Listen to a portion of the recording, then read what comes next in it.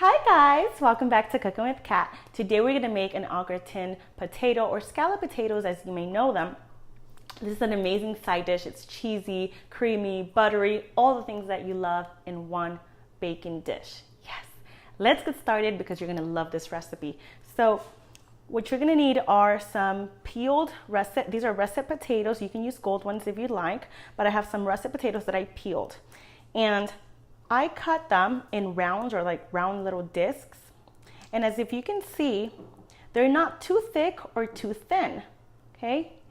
Just like that. And you wanna make sure that you cut all of them even, about the same size or the same size, so that they can cook evenly in the oven. I didn't use a mandolin or any cutting machine or anything. I just did it with my knife. You can do it too. So next up we have a stick of butter. I have some Gouda cheese here that later on through the video I'm going to shred. Now, you don't have to use Gouda cheese. You can use Gruyere or you can use mozzarella or cheddar cheese, whatever your heart desires. And then for the herbs, I have some salt, white pepper. Now, I'm using white pepper because I'm making a white sauce, a white bechamel sauce, but you can use black pepper if that's what you have, it'll work. Granulated garlic, dried thyme, and here I have this gonna take this bechamel sauce just to a whole nother level, is a whole fresh nutmeg. Okay, and then here I have white purpose flour, a mixture of heavy cream and whole milk. Now, we're gonna turn on our stove. We're gonna take our stick of butter, our flour, our milk, our nutmeg, and then the herbs. Okay, so turn on your stove, medium heat, and let's get to it. So when your saucepan is hot at medium-high heat, you're going to throw in your butter. Oops, went in the wrong way. It's okay, it's gonna melt anyway. So, oh, this is cracking me up, you guys. Alrighty, there you go. So you're gonna let it melt. And once it's melted, we're gonna add in our flour. So now that your butter is almost melted, we're gonna throw in our white flour. What you're doing right here is a roux, which is like just a base so that your sauce can be creamy and thick. And that's equal parts butter and equal parts flour. So throw that in there, okay? Now, some people like their scalloped potatoes, and you're just gonna make sure you're doing this with a whisk. Some people like their scalloped potatoes really watery. I like a thicker sauce to it. So if you like it watery, don't throw as much flour and butter. So what you're gonna do is continue stirring and stir, stir, stir until you get rid of all the white pieces of flour. That's raw flour and you don't want that. So you'll notice that it'll start grabbing like a beige kind of color. Make sure you don't have any raw bits of flour anymore, and stir this in. Okay, it's at medium heat. There you go. Okay, that is good enough just for a few seconds, and then I'm gonna add my heavy milk and cream a bit at a time. Now this is very important that you do for your milk to be cold because that would prevent your roux from lumping. So there you go, mix again, throw in, mix again. Very important for you to have a whisk because this is gonna make sure you get a creamy and a smooth sauce. Okay, there you go. See how it's thickening up already? That's what you want, okay? And it's thickening up. And you're just gonna continue to do that until you have the right consistency. So it is a sauce, so you want creamy, but you don't want too thick like this. So you're just gonna continue adding your heavy cream and milk until you get to a nice creamy consistency. Okay, so it has come together. This is the perfect consistency that I like. Again, this depends on you. But at first, you know, the mixture is gonna look all clumpy and thick. And then as you add, if you have to add additional heavy cream and milk, then do that. That's what I did. And there you go. So what I do next is season this. So I put some salt, some white pepper. Again, if you have black, then that's perfect. Some granulated garlic. Okay, there you go. And some dried thyme. Now you can use fresh thyme and then just put like a little sprig and take it off take it out after your sauce is done. But this is what I like. So these are my seasonings and I'm just whisking them in just like that. And after I had my my sauce in medium high, I turned the heat to medium low. So just gonna let everything marry together.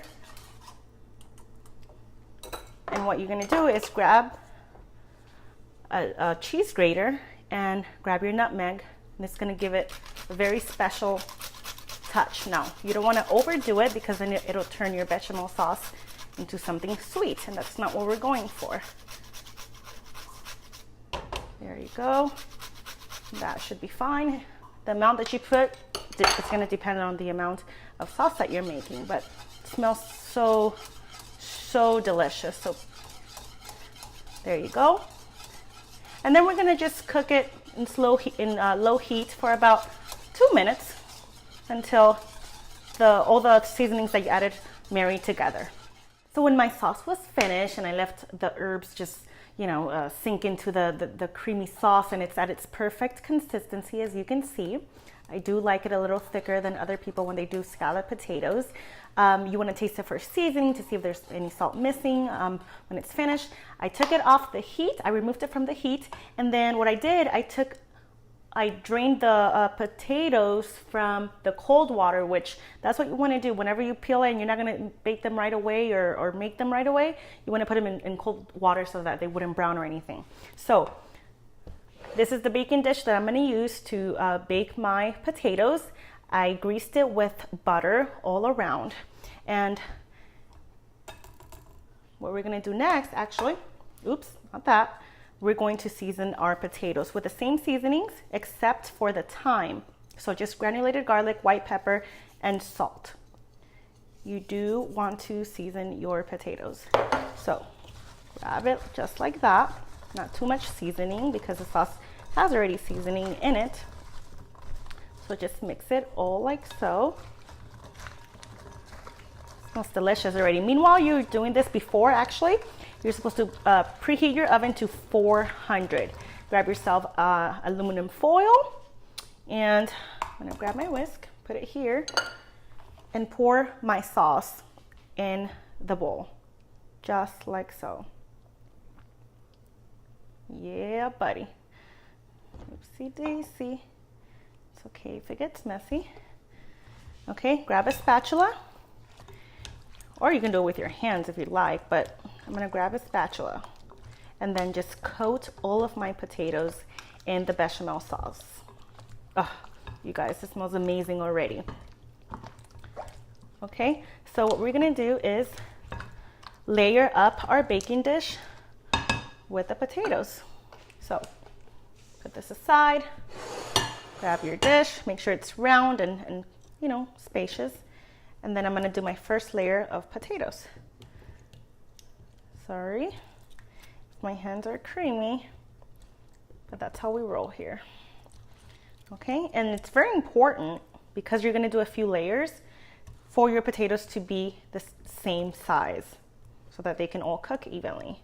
And for you to grease your pan at the bottom. Okay, there you go. Now finish doing all of your potatoes and then we'll show you the next step. Okay, that is perfect. I'm almost done. There you go. So you're gonna notice that you're gonna have some bechamel sauce in the bottom. What you're gonna do is pour it all over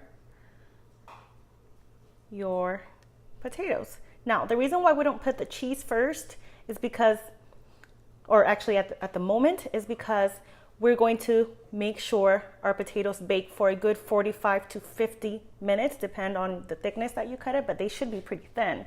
That's what scalloped potatoes are. And the reason why we don't put it now is because the cheese would be burnt. you don't bake cheese for 45 minutes. But I'm actually gonna put a little extra in here because I'm extra like that. Okay, there you go. Now, what you're gonna do is clean your hands and close this up in, in foil paper if I can get it out. Perfect. There you go. So wrap this. The potatoes have to cook for a good 45 to 50 minutes. You want to make sure, you have to make sure they're all cooked thoroughly. So oven 400, potatoes in 45, 50 minutes or until fork tender. Alrighty guys, so our potatoes were cooking in the oven at 400 for about 53 minutes. I shredded my cheese. Now we're gonna uncover, take out the aluminum foil. Oh, look at that already, you guys. Can you dig it? Yes, I can. So again, you can use cheddar, you can use whatever type of cheese you love. And meanwhile, your oven is still hot. Now, okay, first let me finish that sentence. Before your oven, leave your oven hot, same temperature. And the amount of cheese really depends on your love for cheese. If you want the scalloped potatoes to just kind of be visible, don't overdo it. And if you love cheese, then you can help it, right? There you go. So that is the amount of cheese I will put for now. Oh, so lovely. It's going to be in the oven for about 10, 13 or 15 minutes. Now, you're not going to add your foil back in. You're going to leave it uncovered, pop it in the oven.